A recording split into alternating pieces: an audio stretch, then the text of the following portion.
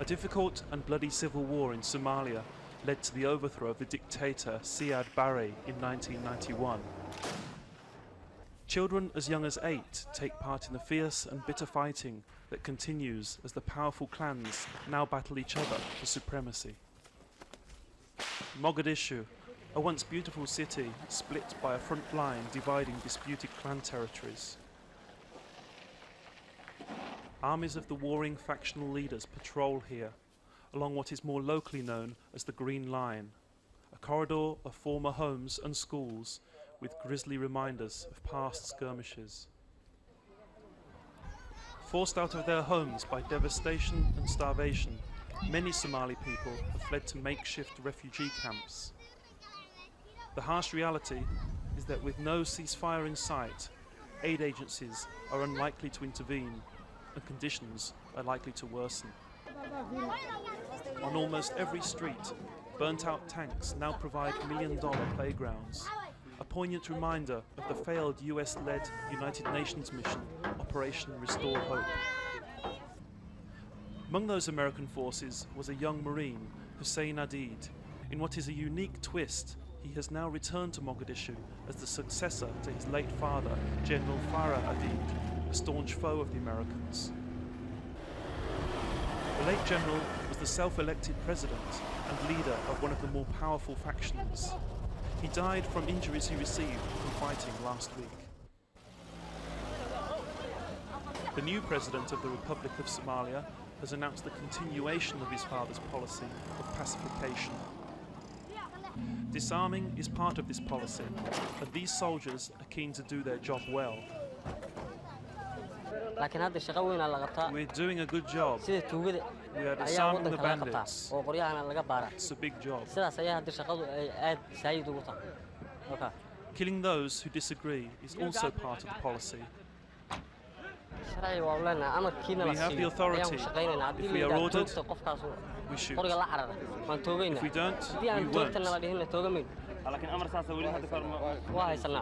We have the permission to kill. Back at the front line, battle-weary fighters hardly flinch as shots ring out. Others are more tense. Hopes of a ceasefire have been dashed by Hussein Adid's adherence to his late father's policies. Ali Mahdi, the North Mogadishu leader, saw pacification as a barrier to Somali reconciliation. We were negotiating with him for 5 years, and he never accepted what is the desire of the people. He never accepted. He is the man who wants only to have the power through the barrel of the gun. In agreement is faction leader Osman Atu, travelling here in protected convoy. He parted from the late General Adid's clan and left his post as finance minister last year. The reason we do have this built is I did want to take Somalia, conquer Somalia by force. And that is creating another dictator. The government's response to such condemnation by one of its own was to avoid it. I did it. This is a family affair. We don't represent family affairs.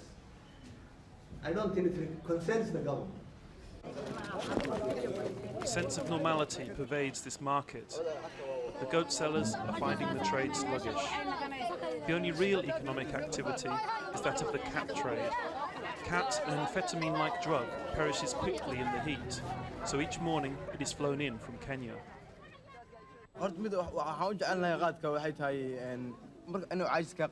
We like cat.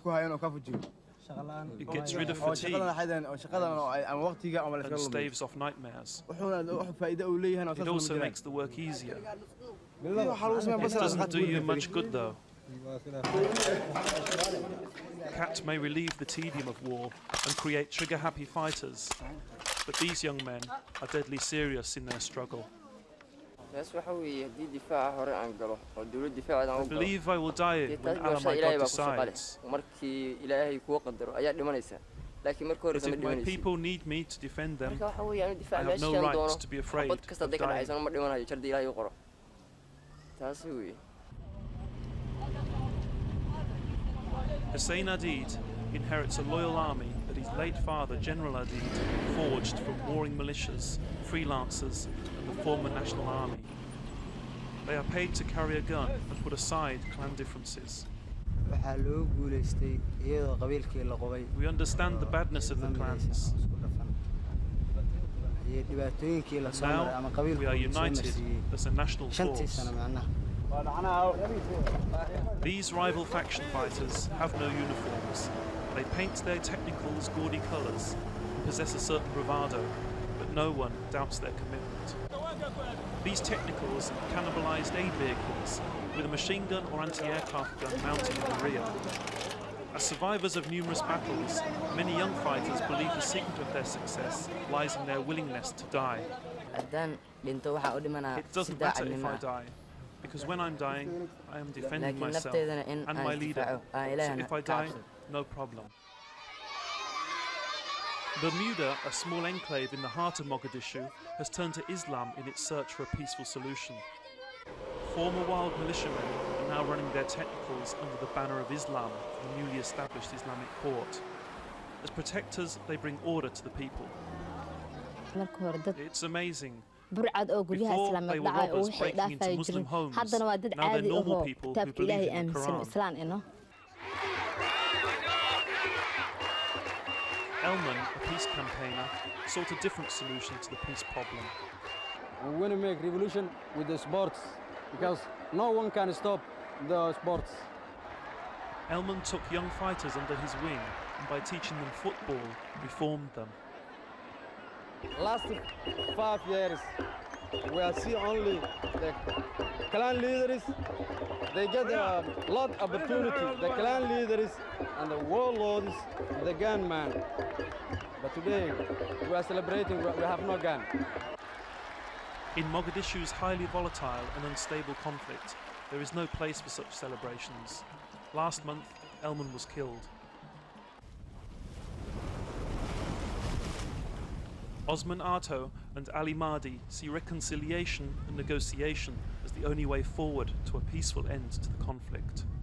Most of the clans, of most of the Somali people are one side, and for reconciliation conference, and they are for having a central authority. Our intention is to reach ultimately the goal of the Somali nation peacefully. But I am sure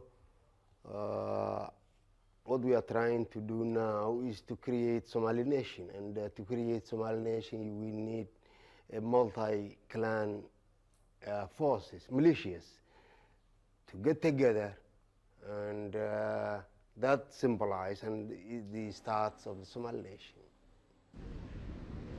Osman Arto's advice last year to the late General Adid could be just as applicable to the young Hussein Adid today.